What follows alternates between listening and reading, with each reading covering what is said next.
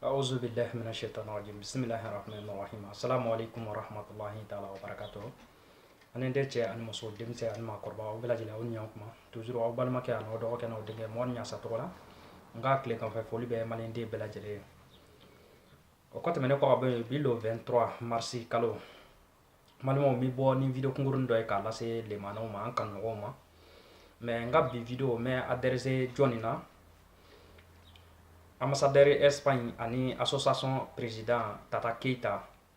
munu ma do Espagne kono ya no nga bi video me adresse olu la kosebe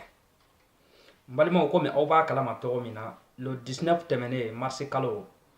soufela fe ambalima ke munke konsela la Barcelone kono la agla mo chama ya réseaux sociaux sanfé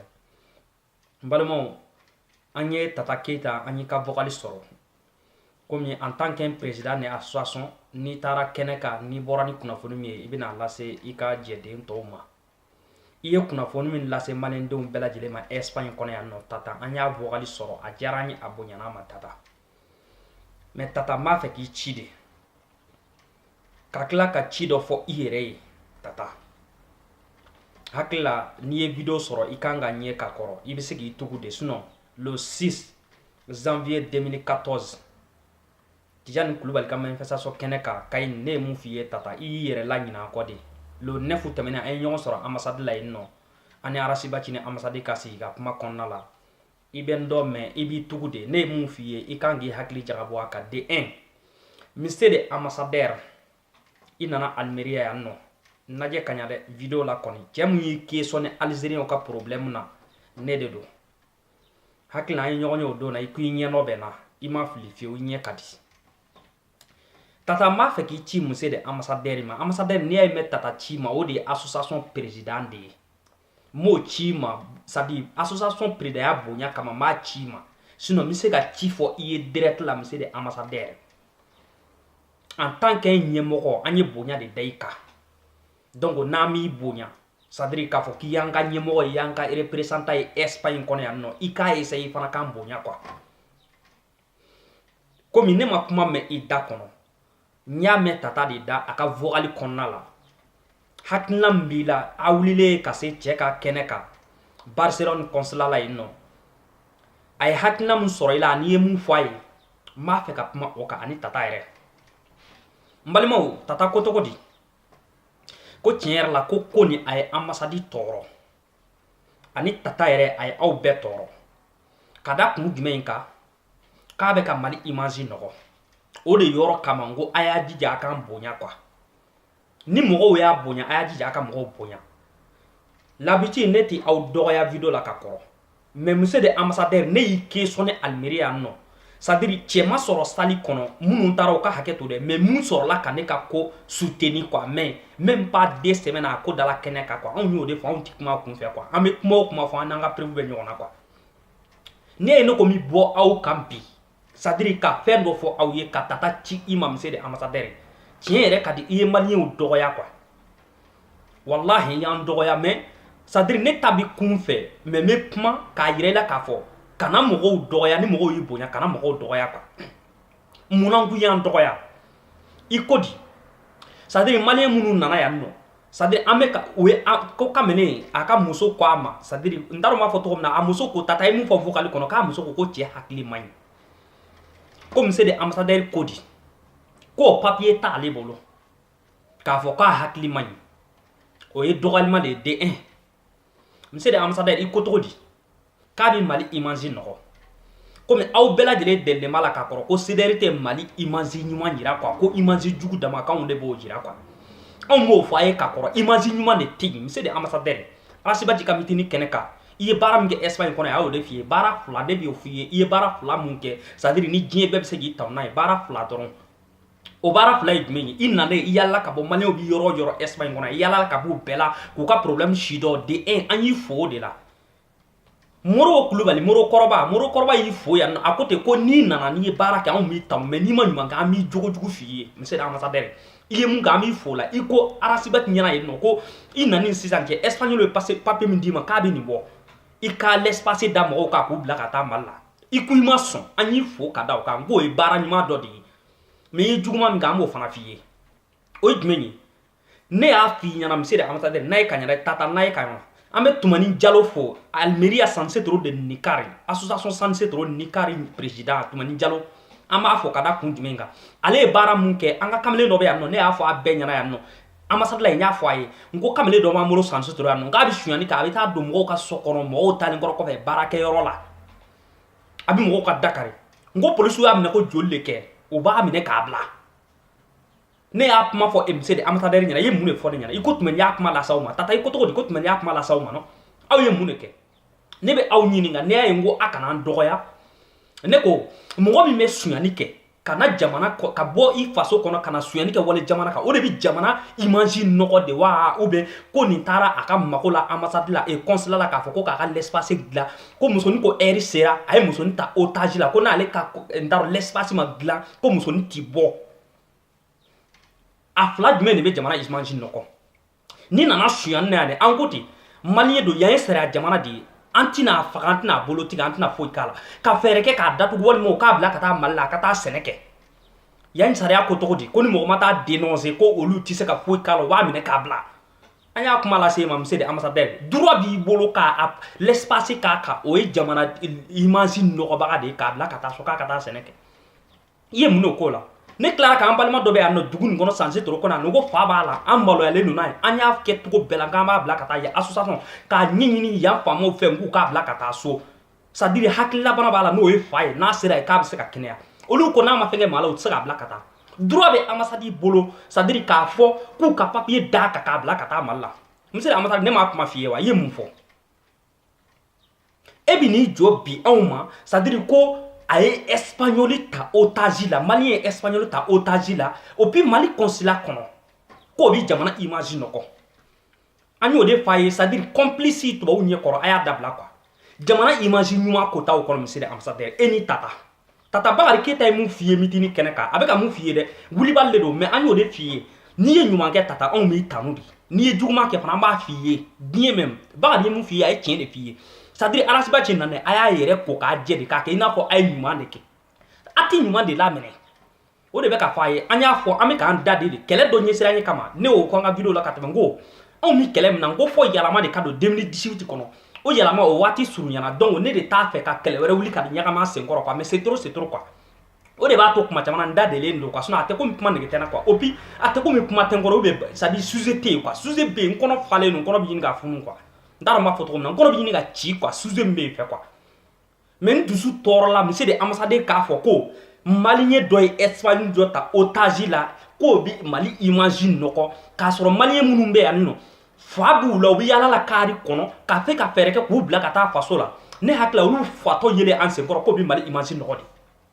monsieur le ambassadeur a tɛ sabali ni mɔgɔw ye bonya d'a kan a ka mɔgɔw bonya dɔɔni Bakari Keita n b'i fo kosɛbɛ bilahi e mun ye information d'a ma an b'i fo kosɛbɛ Bakari Keita Barcelone wallahi n b'i fo kosɛbɛ c'est à dire anw ka mɔgɔ ninnu olu hakili la n t'a dɔn n bɛna fɔ cogo min na quoi ni mun kɛra ɲɛmaa ye o yɛrɛ tɛ kɔngɔw filɛ fɛn ye quoi n balimaw n t'a fɛ ka video diɲɛ quoi nin ye cikan ye dɔrɔn de ko monsieur le ambassadeur k'a k'a lajɛ k'an bonya quoi ani Tata Keita k'u k'an bonya u bɛ k'an dɔgɔya de fɛn minnu kan ka jamana image c'est à dire jamana image ɲa quoi o bi fɔ a ye an mako t'o la parce que ko nin ye tubabu ye n'aw complice len don tubabu ɲɛkɔrɔ anw ma complice u ɲɛkɔrɔ han an b'o fɔ a ye ka d'a kan anw nana yan nin wari ɲini kama mais anw ma complice tubabu ɲɛkɔrɔ tubabumuso talen otage la a cɛ yɛrɛ k'o yafara muso ko k'a yafa n'i y'a sɔrɔ ko Mali image ɲuman ko b'e kɔnɔ cɛ minnu ye otage kɛ a muso ko cɛ hakili man ɲi u kɛlɛla ka kɔrɔ fo yankaw yan sariya ni ni muso kɛlɛla u bɛ 500 mètres ou bien 100 mètres don ni muso fɛ i tɛ gɛrɛ a la o de bɛ cɛ n'a muso cɛ yan faamaw y'a yira fana kalo 6 a kan k'o kaso kɛ donc cɛ de t'a fɛ k'o kaso kɛ cɛ b'a fɛ ka taa Mali la a nana otage ta muso la consulat kɔnɔ ko ka l'espace dilan ka d'a ma bien vrai que a ye mun kɛ o ma ɲa n'a ye muso ta otage la n'a fɔra k'a man ka bɔ jamana kɔnɔ kalo 6 k'a k'o kaso kɛ o yan sariya de ye an tɛ se ka yan sariya bali mais monsieur le ambassadeur n'i y'a sɔrɔ maliden ɲumanya ko b'e kɔnɔ ou bien e ka jamanaden minnu bɛ jamana kɔnɔ ko u nege b'e la déjà muso y'a bɔ a da kɔnɔ ka ban ko a hakili man ɲi o tun ye preuve dɔ de ye e k'i base o kan k'o papier ɲini ka taa o kɛ ka cɛ lataa a faso la a ka taa a ka kaso kɛ ou bien a ka taa c'est à dire a hakili kɛnɛya yen nɔ mais muso ko k'a hakili man ɲi e ko k'o papier t'e bolo Cissé est censé trouver un nom. Fabala. Sans joli. Au papier, il vouloir. Cissé me censé trouver qu'on a bien. Maman, il sera censé trouver qu'on a Cissé. Il va avoir qu'on faire bala. Yala au papier, il vouloir. Au taille kene ka ko ali famo wo mune ko joli joli ke kabla o bado ka fa na hakliti nyombe o papier bibolo wa i mune ko la ne bora ya no kata e no lo 10 mitini kene kai nya kuma ti nya na fana i mune kala i mu fo an balma ke be kan to che sanse tro kana je be ay fusubu sa be ko male do bi Espagne ko na no an ta do mo ka so ko ka dakari o te mali image du ya ne ya kuma fa tumeni ya kuma fa tumeni jalo ni cheni baraji. C'est-à-dire qu'il y a façon de nous il y a eu des choses qui sont trop non sans trop black beba do yemu kala il y a moya barade parce que il y a une situation nyemo il ka nyemo ya barade ka mi fono mais tata ini ambassadeur aya mpunya abi kan doya de anya ubunya de ka ubla nyefe amam pesa na nye opi akala lente ni mo be bunya de do mo yo daka ka ubla nyefe de donc ay mo bunya quoi donc il bi kla ka fo ki bi bagabali ke par ko munu me vidéo monter ku ka vidéo monter to nya donc il va hanga mu fo op me ba fa ka mune fo yor la anye fanye ke parce que aw to be ka fo ko de mandaw ye adama de mali on ka c'est-à-dire papier tiene ya no ka sabo ke passeport ko o be jamana image no ka ba nya de misira masara e muno ko la ama se ka mun ke awere joro mi ama se ka mun ko la mun yere be mo la mo ya taw de ke mali hake min tale no taji la mali kono no segen fe o tabi yin ka tien segen fe no o c'est-à-dire nda o jamana image no be jamana image nya de ko tubo kelen tala otage la consulat kono ko bi jamana image noko ko parce que ko mané ya ta otage la o ma mune be ala janga mo po yam sede ambassadeur kier la anyi bunya ki kanga nyemo on mi taki blade jamana gouvernement yi blaka na ki kana on ça dire anga barake ya no donc ami bunya o ka muro kroba ya finyana sansi almeria de orketa de marco ni nana i fora mun ko o ka kibaro ya forie ay mun fo ma ya no ama nyumande ke a fori ni nyuma ke ami tan ami tegere fo ka al ni mali ko ka bi takani amba fo giti taka parce que be ka barake ngo me ni ma nyuma ke ambe fenki la me fen pimo ka jugu min tarai donc i jojo rola mané ke ni na muso ko a hakli mai e de kunga chugo bede ke ça dire ko papier ni no be ki base o yoro ka ko ke tiel la bo sa obu ka so la ka bla ka taso parce que ko hakli mai mais e ko papier tebulu ne ti dugu were do on ga dugu kono ya Cissé fatola ma be no papier bi bolo wa papa mundo i ko ko jamana image noli mané ke me suya na sanse tro kono ya kuma fo e ambassade kono ino obi jamana image no ba wa nyadi i mune ko la mu me jamana image no ko awma o to la parce que to o ati to ko soro la ati war soro la mu me jamana image ta tien no e to bo jonya ni mu yere bi ta to bo se anga consulat kono mané kala ne ba de me no mu me ta to bo sanga consulat kono o ma mané kala maka dogale no ba tendi ati malo lo bi jamana image no ko mali i passeport ko gele ale no jamana mi kono katame gen shia beka gen jamana beka passeport soro kan ko katame mali taka oti malo yoro ko wa mali de bi seken ke ka jitige kan ya no i ka papier a soro lin ko be sans sama bi soro ka papier ni damne o soro lin ko be o bi na tie ko sababu ke ire ka jamana papier no fe oti malo yoro ko wa santa ko fe bi klaka segi papier ndara na tukuni papa mune be oti malo yoro ko wa e ma se ka wuli ka chesiri minge ini gouvernement che pour que ça dire obise ka no ka to na amo nyi ni fui ka klaka na foto ni tata ma jera vocal na ni toro parce que aya fo ka da ka de ko ay man imagine no ko o de ne dusu toro ka sa da ne la mali imagine no de awere de an no ko folo parce que na imu ta ka kan nyemo o re hakila ko to ti fen kalama atawni kalancha atani chia che dana ya de ni bonya de ya bla nyefe amo de bonya da ka tata yi no kala le chama bi tugun ko no ya no mais bonya de dali ka de ki bla nyefe donc i to bonya kono so ni boro bonya kono ibi fen soro mun ka jugu ni to ya ne ma deli ki doga inne nyo ne afi baraji ne chima ne wele yemu fo ne anyo oklonge pma fo ngode pme nan ki ka de oklonge pma an nyo nje mais bi tuku de tata ne afi kaini le 6 janvier 2014 comme a hakla ko ne ka video ke damna o ne ka kele damna na ceder ko de la 2014 o kene ka ne mu ne fi wa soro ceder te folo ne kuima de ay baraka joro la na ma joro la billahi na wula kama no aba boada kono kama be ama de masonga ta e tara e de nyemo ne mu fiya kene kay do sisi kamele mi mbora almeria kata kayni inyeno tona de nyo de fiye ne de wula kama kata faso kele kama ka soro me barala papier rek ndem bolo folo nye mu fiye yere la nyine de suno e ne kuma na tata ne mu fiye bi yere la nyine mentuno fonga video la I hakli jakabo ni hakli ay do mi o de do monsieur ambassadeur cɛ min y'i ke sɔnne yan nɔ ambassadeur la yan nɔ ko pourquoi aw bɛ mɔgɔw la refile ka taa Mali la ne de don ne de y'a f'i ye o y'a sɔrɔ CDR tɛ yen komi a b'o de fɔla a ka bureau kɔnɔ yen nɔ ko wayi ko CDR ko ci wɛrɛ foyi tɛ CDR la ka mɔgɔ bɛɛ kɛ zoni ka mɔgɔ bɛɛ image jugu yira ne ka kɛlɛ daminɛna k'a sɔrɔ CDR yɛrɛ tɛ yen fɔlɔ ne y'a ye kɛlɛ min bɛ CDR bolo c'est à dire o de ye kɛlɛ dusuma o de ye o bɛ faso bɔ nɔgɔ la parce que n'i ma mun kɛ anw b'o de fɔ o de y'a to anw ye CDR créé de sinon CDR y'a sɔrɔ ne bɛ n ka kɛlɛ monsieur l'ambassadeur ne ye mun f'i ye o y'a sɔrɔ CDR ma créé fɔlɔ ne ko i ma pourquoi aw bɛ maliyɛndenw tanu an jɔlen ɲɛna ka tila ka taa aw ni tubabuw ka taa faux papier fiɲɛ ko k'an refile ka taa ne y'a question d'i ma i ko ne ma ko Mali m'o kɛ ko Mali tɛna kɛ ne ni minnu fana taara olu ye ne janfa olu ko ne ma ko non ko Mali m'a kɛ a donna a bɔra tan même pas une semaine u ye refilema daminɛ France u ye consulat attaqué France ne ko Ala ni cɛ ani baraji n ko ni Ala ye maa min ka kɛlɛ kɛ dereki t'i ma bilen a b'a yɛrɛ tugu de mais ne y'o de fɔ n ka vidéo la mɔgɔ hakilila ko Togola kun ka sumayalen de don c'est à dire ko n b'a fɛ ka yalama ou bien kɛlɛ banna n bolo walima succès tɛ n bolo bilen quoi o tɛ quoi ne y'o de fɔ n ka vidéo la kuma caman na n ko kɛlɛ dɔ de bɛ sen na c'est à dire ka mɔgɔw pousser ka kɛ an kan donc an n'olu bɛ to kɛlɛ la an ni mɔgɔ minnu tun bɛ kɛlɛ la olu b'u ka opération kɛ n'o ye international 2018 ye n ko anw ko yalama 2018 n ko bon an k'a lajɛ mɔgɔ dɔw de sulen don ka kɛ an kan Arasibati n'an ye rencontrement min kɛ o ye secret o tɛna fɔ mais ne y'o de fɔ a kɛnɛ ka yen nɔ a mɔgɔ min y'a vidéo sɔrɔ o k'a lajɛ ne ko di CDR ni mɔgɔ minnu bɛ kɛlɛ la n ko mɔgɔ cilenw de don u salen de don mais Djibiri Douga n bɛ nale an y'i ka vocal sɔrɔ ne hakili faden kɛnɛ kan e ni Baba Kamara k'aw tɛ kuma faden kɛnɛ kan bilen mais an y'a ye aw tɛ hɔrɔnya aw tɛ silamɛ ye n bɛ nale min ye ɲɔrɔ d'i ma i m'a fɔ ko Malika tɛ silamɛ ye e ye kafiri de ye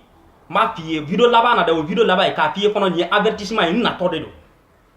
i ko Malika ye kafiri ye ko Malika ye muso su ka k'i kan e ye kafiri fin de ye ne y'o de f'i ye e ni Baba fɛn min y'a to kumakan kelen pe c'est à dire ne tɛ sɔn ka aw jaabi fɛn kelen dɔrɔn n b'o de f'a ye k'an ka vidéo kuncɛ o ye fɛn kelen jumɛn ye vidéo nin ma dabɔ o kama dɛ vidéo nin dabɔra anw ka consulat ni an ka ambassade de kama an ka association président ni an ka ambassade de kama yan nɔ k'a f'u ye k'u k'an bonya mais Djibiri n'i ka vidéo de sɔrɔ kunu i ko tɔgɔ di ko Malika ye muso su ka k'i kan ko Malika ye kafiri ye vive de Malika vive de Arasibati Deniko Ivoirien vive aw ɲɔgɔn tɛ yen walahi aw cɛ saba n'aw sɔrɔ aw bɛ balo la nka n'ale ma la Afrique bɛ taa ɲɛ Deniko vive ko vive de Deniko n t'a dɔn ma sɔn Arasibati Malika mais m'a f'i ye Djibiri natɔ de don i m'a fɔ ko Malika ye muso su ka k'i kan wa ne ti k'e ni Baba jaabi kun jumɛn kama kun kelen pe m'o kɛ k'an ka vidéo kuncɛ aw taara a yɛrɛ dogo Ansaro kɔfɛ Ansaro bonya kama bilahi Ansaro bonya kama o de b'a to ne b'i n da sira la aw jaabi la sinon e ye kafiri ye Baba ye kafiri ye Baba ye kalon tigɛ yan nɔ n'i y'a sɔrɔ ko silamɛya bɛ kalon tigɛ jɛga ko wa ko Arasibati taara morikɛ fɛ Bala bɔra k'o découvrir yan nɔ Baba ma se ka maloya ka kuma Facebook sanfɛ bilen e bɛ ka kuma min fɔ i ko Malika bɔra n'i ka vocal min ye hali i sunguru i bɛ ka kuma min fɔ Ayisa ma hali i sunguru i t'a fɔ a ma i ma maloya o la pewu i bɛ tila k'i dogo silamɛya kɔfɛ ka Ansaro kɔfɛ k'i bɛ kɛlɛ kɛ n'o ye o de b'a to ne ti kuma quoi parce que ni n kumana déjà i dogolen bɛ Ansaro kɔfɛ ou bien silamɛya kɔfɛ ou bien maabaw kɔfɛ a bɛ fɔ i n'a fɔ ne ni maabaw de bɛ kɛlɛ la o de bɛ ne kan sumaya dɔɔni k'aw jaabi quoi sinon e ye kafiri de ye i n'a fɔ ne ye mun fɛ n t'a dɔn n ye mun fɔ tuloba ma e ye kafiri de ye parce que i b'a silamɛya défendre jogo mun b'e la ani taabolo min b'e la o bɛ silamɛya lagosi de wale musow wele manamana kan fɔ la de salamu aleykum